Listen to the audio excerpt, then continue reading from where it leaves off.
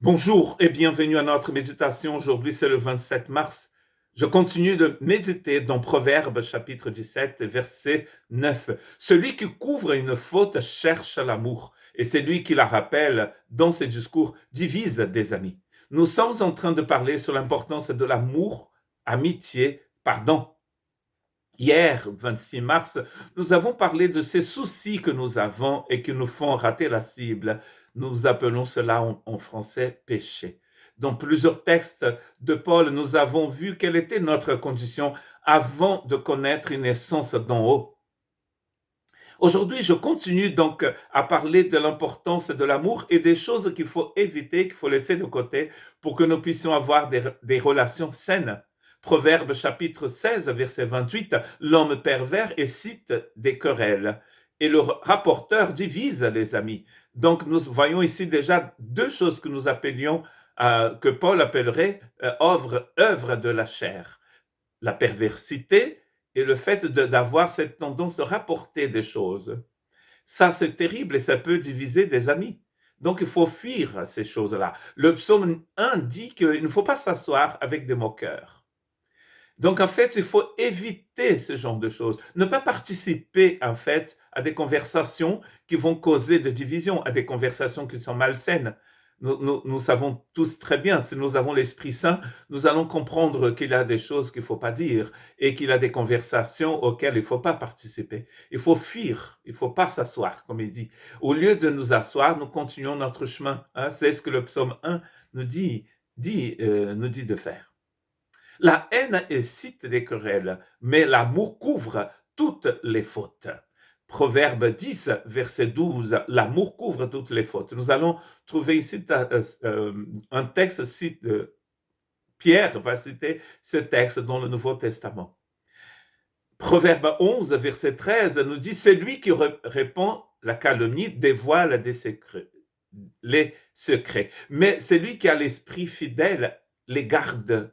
Très importante caractéristique d'un ami, c'est celui qui peut tout écouter, mais que garde les secrets. Garde ces choses, ce qu'il a entendu, il va garder dans son cœur. Nous avons tous besoin des amis comme ça, mais vous avez besoin d'être comme ça, n'est-ce pas? D'être comme ça pour les autres. Gardez ce que vous avez entendu dans votre cœur. Les amener vers le Seigneur, vers celui qui vit pour les siècles des siècles et qui peut tout entendre et qui est là justement pour cela, pour nous encourager, pour nous aider, mais jamais aux autres. Jamais. Il faut écrire ça dans votre esprit, jamais. Et moi, je dois écrire dans le mien aussi, jamais.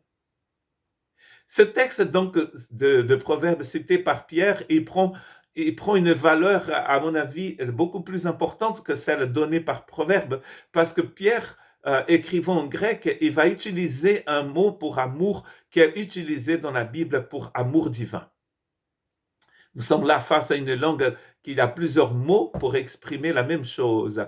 Enfin, c'est la même chose, mais avec des nuances très importantes. Parce que vous aimez votre maman, pas avec le même amour que vous aimez, par exemple, votre mari. Vous aimez votre ami, pas avec le même amour que vous aimez votre mari ou votre femme.